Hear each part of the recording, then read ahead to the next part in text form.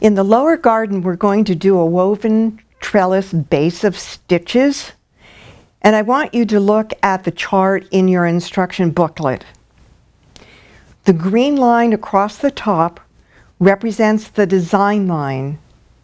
So notice that some of the stitches are going to go over this design line and actually under the threads of the padded brick stitch above. The red stitch on the chart just represents a compensating stitch.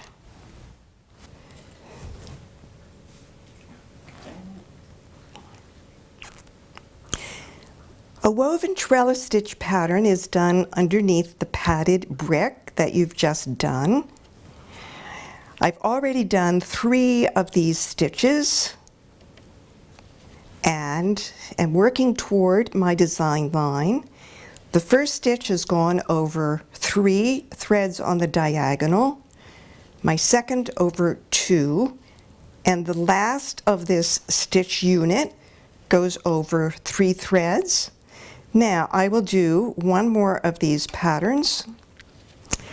My first stitch over 3 threads. You can see I'm very close to the design line where your walkway will already have been stitched, and so I'm going to stop at that point. Now my next row changes angle. I come down 2 threads from my first stitch, and you'll notice if I do the normal stitch pattern over 3, I've encountered the walkway, so I'm going to shorten that stitch just to go over 2 threads, so I'm compensating that stitch. My next stitch goes over 2. Again, I'm going to compensate by shortening it. And my last stitch, again, a compensating stitch right across the tail of that previous stitch. Now I'll come down to start my next stitch unit, and my third stitch I want to tuck underneath an existing stitch, so I'm angling my needle to take it under that stitch so that I'm not splitting any threads. My next stitch over 2, and the last stitch of this stitch unit over 3. Again, I'm going up on the diagonal across the tail of that earlier stitch unit, angling my needle, tucking it underneath the threads of the prior stitch to do the stitch unit. My woven trellis pattern is miraculously completely stitched and I'm ready to put some flowers on top. So I'm going to put colonial knots in the background area. I'm going to do that in several colors of thread, but let me illustrate the colonial knot with this deep red thread. It's the same one as the azalea bush. I bring my thread straight down as it comes out from my fabric. And then I angle my needle underneath the thread. So the thread is going over my needle and coming out from under the needle. And then I'm going to take that tail of thread, wrap it on top of my needle counterclockwise, forming a figure 8, taking my loops down to the fabric and pulling my thread through, and again keeping a fairly loose tension so that I can see that top knot on top of my fabric. Now let me do it again. The thread coming out of your fabric, your needle going underneath the thread and coming out on the bottom side of your needle.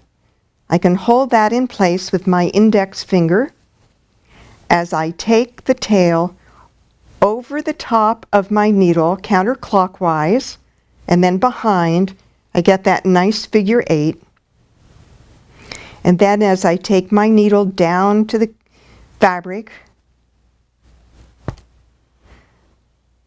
pull the thread through, and leave a little top knot on the top of the fabric.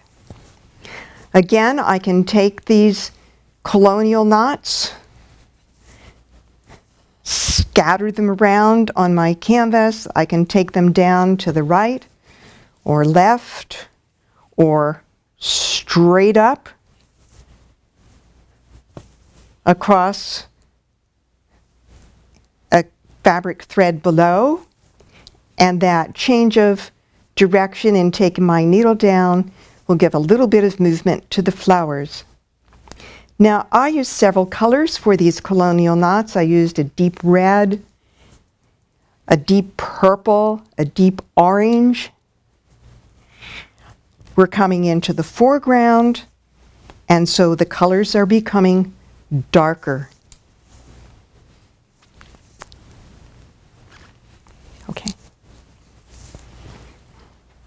Okay, let's try it again.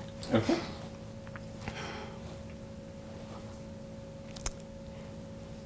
The next stitch is a loop with bead that you'll be doing over the woven trellis. I've put my waist knot for my ribbon about 3/4 of an inch away from where I'm going to do my first loop.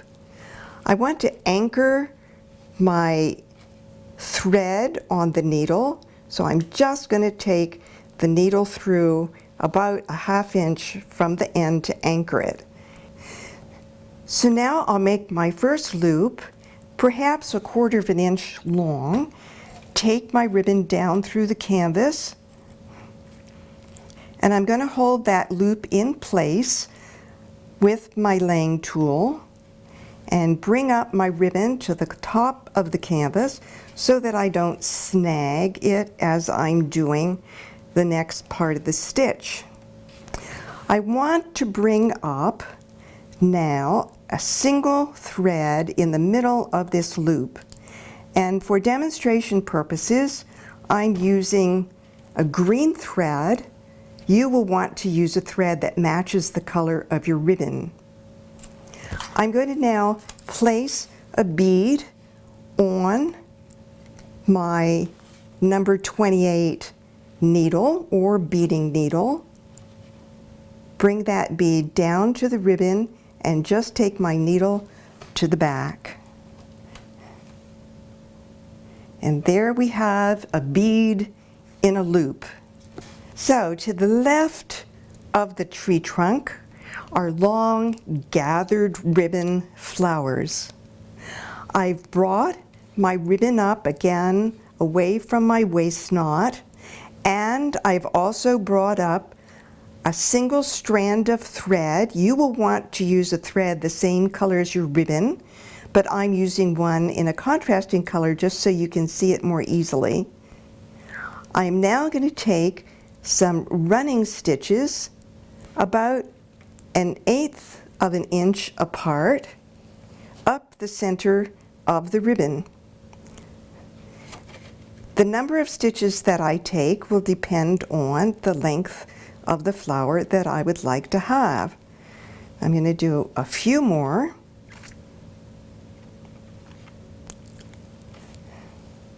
And now I'm going to hold onto the single strand of thread and push my ribbon down toward the canvas. That will give us a ruffle. And what I want to do when I have a length of ribbon that I feel is the height I'd like, I take the single strand of thread to the back of the canvas and also the ribbon to the back of the canvas. Now I can bring my needle up again to do another gathered ribbon, and again that single strand of thread, go through my ribbon with the darning stitch, ruffle it, take both needles to the back of the canvas, make as many flowers as you like, and then at the very end I would anchor my ribbon on the back with a little stitch just to hold it in place. Cut it about 3/4 of an inch from your last flower.